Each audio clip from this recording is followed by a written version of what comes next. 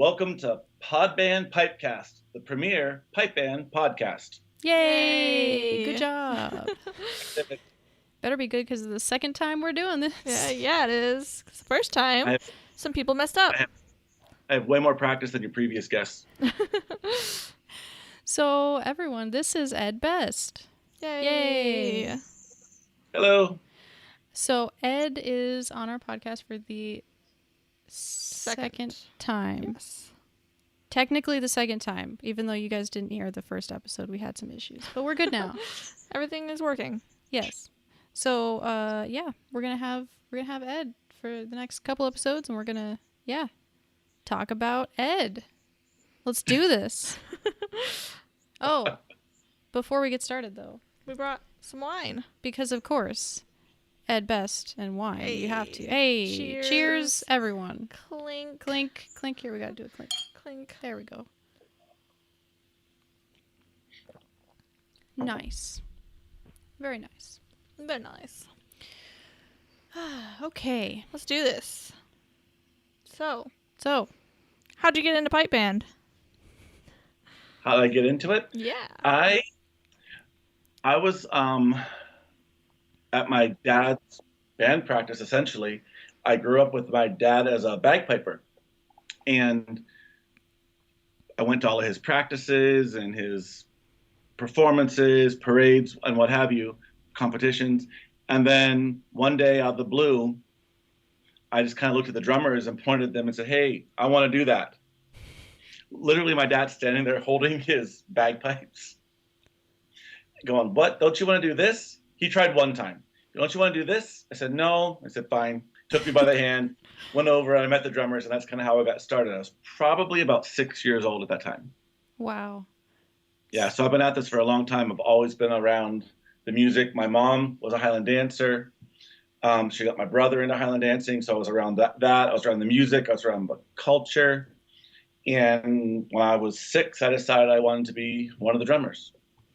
So, did you always want to be a snare drummer in particular? Or did you? I know you play, and obviously now you play everything, but was it always Correct. snare?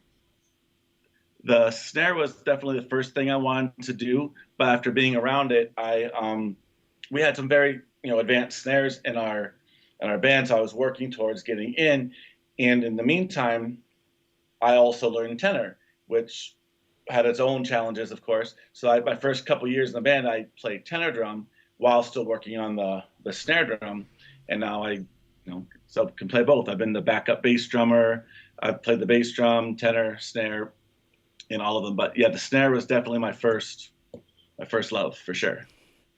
Okay, so which one is your favorite? Trick question.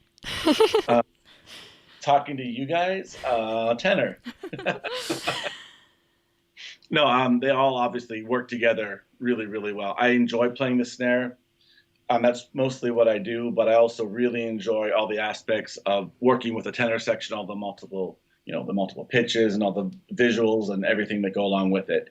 And of course, everything does work together. And the bass drum adds that bottom end that just you can't replace with anything else. No matter how simple you might think the part seems, if you don't have it, it's not the same. It's not as fun. Cool. What are you up to now, and how did you get there? Okay, so currently my role in the pipe band world has kind of shifted. I've been a band member at the grade 1 level. I'm an open soloist, professional open soloist. But what I discovered was when I had the opportunity, I actually got a lot more personally out of helping other people through their journey. So it kind of started when I left the grade 1 band I was in because we lost our lead drummer and it was a change of leadership. It was a good time for everybody to make a change in their lives. I took over a grade 4 band and really loved every second of it. It was just a different, unique challenge for me as far as teaching and leadership and music composition and all the aspects that go into running a band and the musicality and the building up of the various levels of players. So I discovered I liked that better than just playing my own music exclusively. And I still, of course, enjoy really playing, but I found I liked the other part better. And after doing that for a while, I got into, I was actually asked by the WISPA music board to come on and take the judging exam and become an adjudicator. So ever since then, I've been traveling the country, judging events. I've traveled the world playing. I've traveled the country teaching at every conceivable level, and I'm having a blast. Honestly, if I had to be at one band rehearsal every single week, I couldn't do what I do now. So it was a trade-off, and I really enjoy both aspects of it. But that's kind of where I am right now. I couldn't promise anybody I could make their regular, rehearsals. So that's kind of how I got into what I'm doing now. Right. You kind of have the dream job that everyone wants, right? Like pipe band full time. Yeah. And has its pros and cons, obviously. But I enjoy every aspect of it. It's very cool, and it's what you discover is it's all about relationships. You get to various places in the world, you meet them, you work together, you click, and you find it's a good working relationship, and you just develop it from there, like anything else. One thing I've discovered is this is kind of deep, but obviously trophies and medals don't teach classes. Does that sound weird? I mean, I have a whole box of them over there. And at the time that I won them, they were the biggest and best ones available to me at that time in my life, and the geography that I had limiting me. There's always somebody who has more trophies, somebody who won more recent one, or somebody who thinks theirs is more, can't think of words, sorry. You can edit that More part better. out. More better. More affluent. You just have a better trophy, but comes down to it, it's a separate skill set.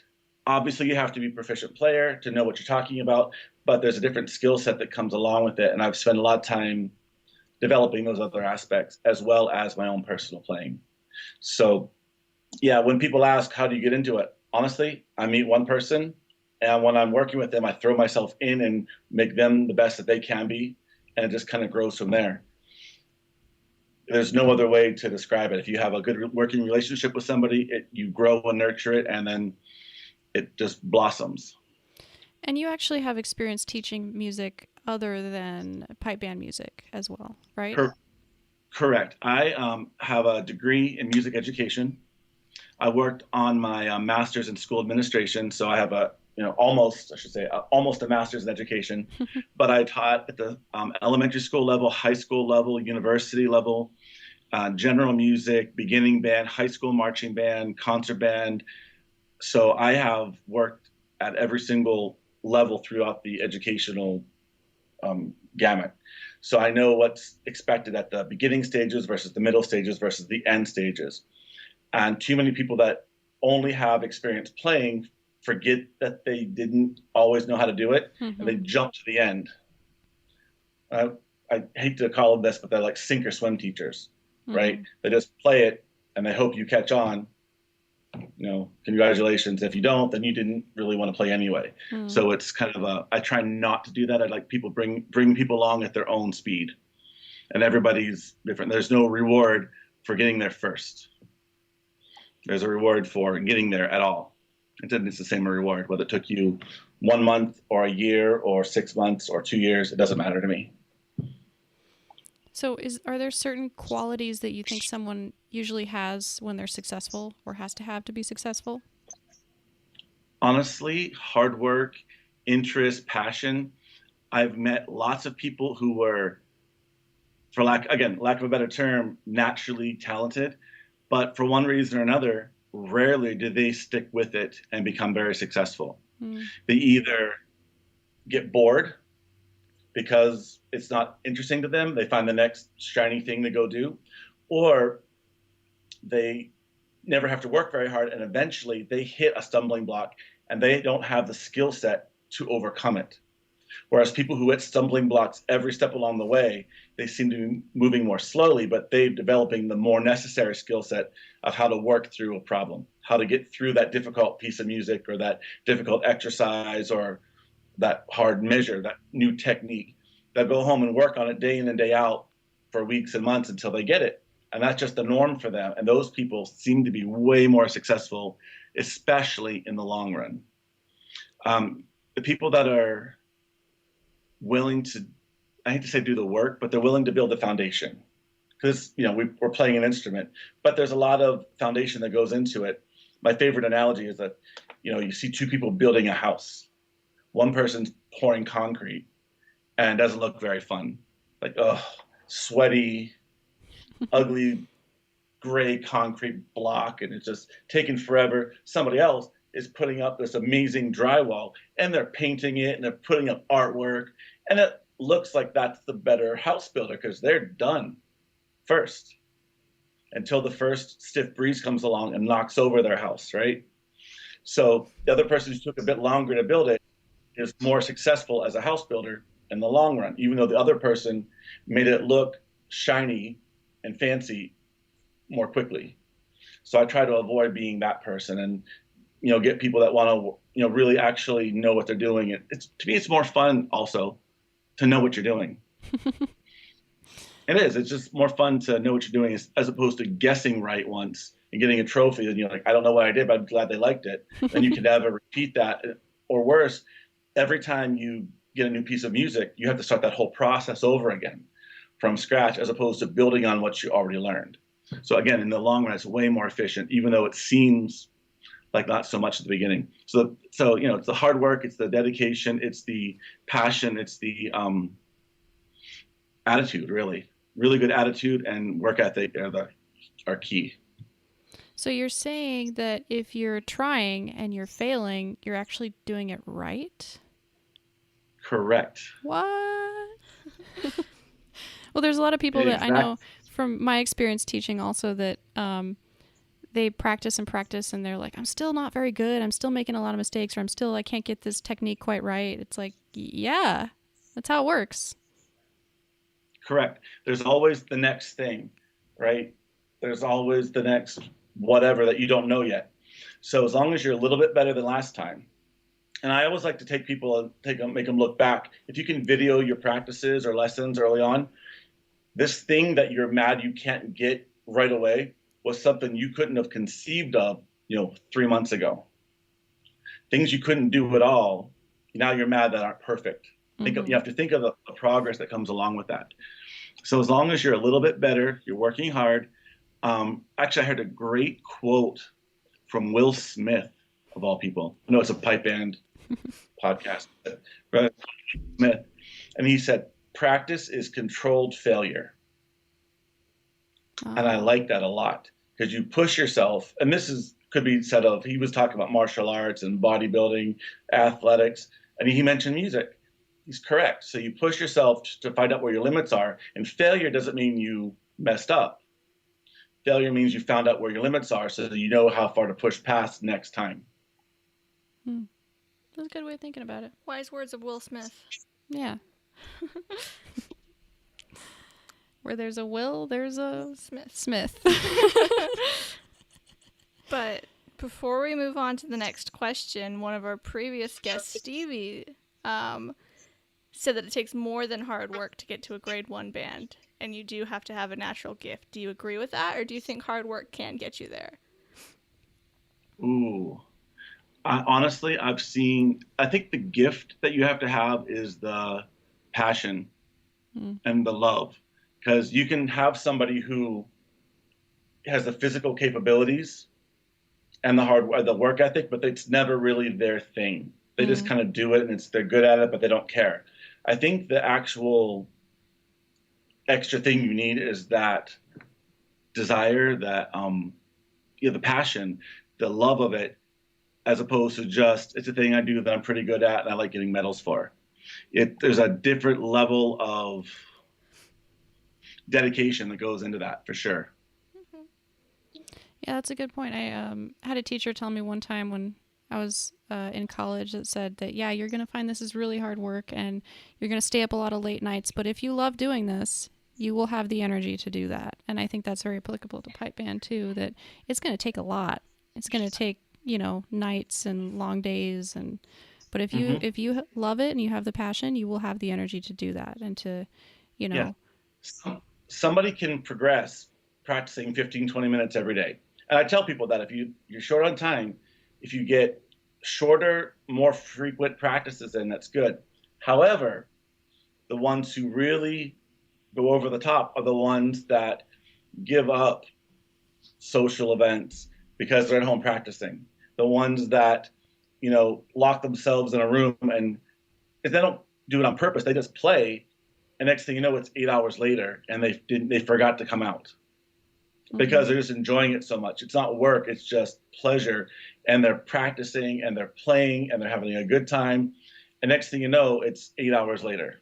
I've been that guy, especially as a teenager. Went in my bedroom, shut the door, played drums, and then came out later. I dreamt about World Pipe Band Championships. Dreamt about the travel. That was my thing. I remember not being able to do it. I remember what it took to get past it. And a lot of it was just me really wanting to and putting the time into it. Not because I felt like I had to. I just enjoyed it so much that that's what got me over the edge. Right. And if you don't feel that way, and the thought of spending so many hours practicing is like, oh, I don't want to do that, then it's like, you know what? You can still play. You just, you may not ever get to that best piper or drummer in the world sort of thing. Correct. I had a funny instance one time. A student of mine was standing at Pleasanton watching one of the grade 1 bands. I think it was Triumph Street. It sounded fantastic. And we're watching them, and they go, "Hey, how do you do that?" I was like, "Excuse me? How do you do what?" I thought, they saw some specific thing. No, just that in general. I'm like, all those rudiment sheets I gave you, go home and practice them 8 hours a day for the next 10 years. That's how you do that. Mm-hmm. No, really, how do you do that? Like, no, that's how you do it. Everybody either has a similar story of how they, it's not the glamorous part, but you sit at home, thinking you want to break your sticks because they're not doing what you want, but you push through because you love it. And next thing you know, you can do it and you're having the time of your life. Mm-hmm. I tell people all the time too, like, this will be one of the most rewarding experiences of your life. It will also be one of the most god-awful frustrating experiences of your life. But the rewarding part comes immediately following the frustrating part. And I've learned that when I feel a frustrating part coming on, I know if I push through, the best part is right on the other side of that hurdle. So I learned to push through for that reward. Yeah, it's a very good way of thinking of it. Yeah. Also, find a teacher, right? Because we talked about this a little bit the last time we did this episode, that it's so hard to do everything yourself, and you shouldn't try to just, watch YouTube or whatever and try to learn pipes and drums. Okay. Correct. And I say this as somebody who puts stuff on YouTube. Nobody puts it there to be your exclusive teacher as a YouTube video. It's meant to be maybe a helpful hint, a little push in the right direction.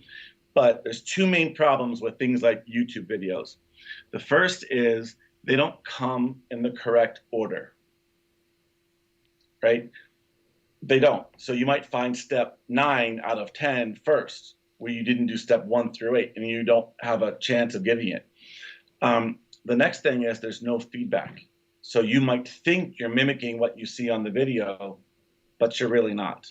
And a teacher gives you immediate feedback. That's gigantic. And this is, of course, assuming all the information you find on YouTube is good information. Some of it which is another whole aspect. Mm-hmm.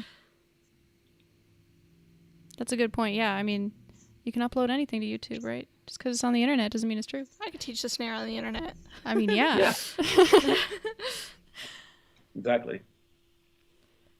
So I agree. So you need to have a regular teacher because you get regular feedback. And I would suggest, especially if you're just starting, get somebody who can do regular lessons with you on a weekly basis at first, if you can manage it. Because after 1 week of playing something wrong, you'll probably be able to fix it with no major problem. If you wait for a month, you've now ingrained this, and it takes the next whole month to undo and redo. So it's a big waste of your time. mean, if you're going to do it right and get a teacher that you can see on a very regular basis so you can catch little issues before they become major issues and before they become muscle memory. And you have to unlearn things before you can move forward. It's huge. All right. So, having worked with, and/or instructed for many bands through the years, are there any of the same things that you see time and time again that you're having to correct? The biggest thing I see people doing, it's not a specific technique, but it's the mindset that they need to get better. You have to try harder material. That's not how it works. That's not educationally sound at all. Now, I'm not saying you never push yourself, but the way you push yourself is you improve your basics, you play music you can play perfectly, and then you go to the next step. So if I see somebody playing a really simple drum score poorly, it's not my job to give them something harder to challenge them. And nobody's going to say, hey, that was bad. Here's a harder thing. But they think they need to do that. I've even heard people say, you have to put up with some dirt to get better. No, all you learn is how to play dirty. I even heard a judge from overseas come to one of the games here, and he was just like, wow, Americans have a high tolerance for dirty playing. I was like, oh, that kind of hurt a little bit. Yeah. Because I try not to do that, right? I would much rather, play something simpler really, really well. And he even said that, look, I'm not going to name names here, but in his country, they do that. They have obviously problems like anybody else. But the mindset, the attitude is, let's make it simpler so we can all play it really, really well, that we can have a good performance. If you can't just play something harder for your own ego, I'll just be blunt. That's all it is. I want to play more notes. That's not a criteria in a contest, nor in a musical performance at all. More notes is not better.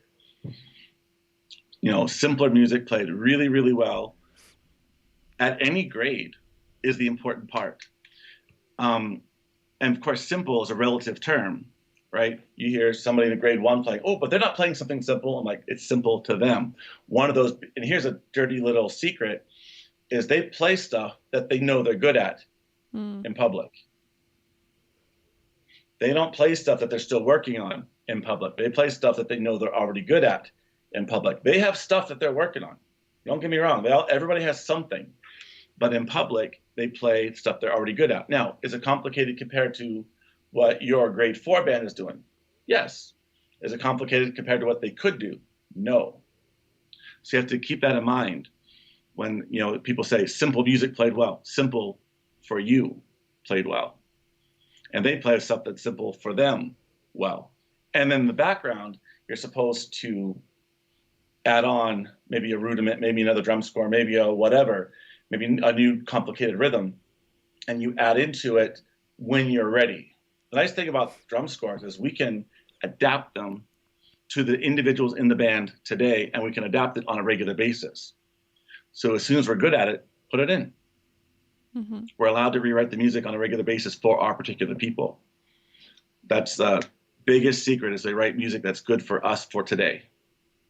And too many bands try to jump to the end game instead of being patient enough to go through the whole process. I see that over and over again. And the trouble is, once they've had the hard music, I'm the one that comes in and tells them to make it easier. I've taken it away from them, even though they never should have had it. You're better off psychologically passing out simpler music, and then when they get it, adding on to it. Psychologically, it's better. It's a morale boost, as opposed to demoralizing them by taking something away after they can't get it and you have a performance coming up. Yeah. So it depends on your band's mindset in that regard. Right. Or saying, well, if you can't play it, you're cut, And to be fair, that's your two options, in my opinion. You either play music that everybody can play, or you set a level that everybody should be playing at. If you don't reach it, you don't play. But I think the option that too many people do is they set the level way too high. People can't quite reach it, and they play them anyway. And it doesn't do anybody any good. It just, again, to me, that's demoralizing to go out and have a bad performance when you could have corrected it one way or the other. Now, to be fair, if you come from a different background, like if you come from a American marching band competition circuit, they actually have a category for difficulty. Different associations call it different things. Difficulty level. My favorite one I saw was called exposure to error difficulty, right? But so basically you have a difficulty score and an execution score. So if you have a high, if you have a low difficulty score and a high execution score, you really have nowhere to go. So they would prefer to have a high difficulty score to low execution score so they can raise it up throughout the season. I get that. That's a totally different system. I don't agree with it, but I see why they would think they need to do that because of that system setup. In the pipe bands, there is no category for difficulty. I'm going to say that again. Anybody listening, there is no category for difficulty. There's a thought that if I play this really hard thing, I'm going to impress the judges. No, you're not. If you play it well, you probably should, if you're in grade 4 playing super hard drum score well, you probably shouldn't be in grade 4. If you play a super hard drum score and mess it up, you're going to get dinged really bad for trying something you shouldn't be trying yet. There's no points for effort. And I always tell people, don't practice in public. Nobody wants to pay to watch you come practice. Practice at your practice hall, wherever you do it. But when you have it, take the stuff you're already good at in public. Hey everyone, it's producer Alex here. I just wanted to step in to let you know that we talked with Ed for a really long time that night about a lot of really great stuff, and we'll actually be splitting his interview up into 4 different parts that we'll be releasing throughout the following months. Unfortunately, we didn't record any intros and outros for these different episodes because we just did one big interview and we didn't know we would be splitting them up into multiple parts. So I will be stepping in periodically just to intro and outro the episodes. So this is the end of part 1, and the next parts will be coming soon. Thanks for listening, everyone. If you enjoyed this show, then support us on Patreon for exclusive content as well as the video of us recording this. We'll have special exercises we'll be writing as well as tips and tricks with tenor drumming and other instruments to come. Subscribe to us on YouTube for some tenor tutorials and possibly other tutorials later on. And like us on Facebook at Podband Pipecast.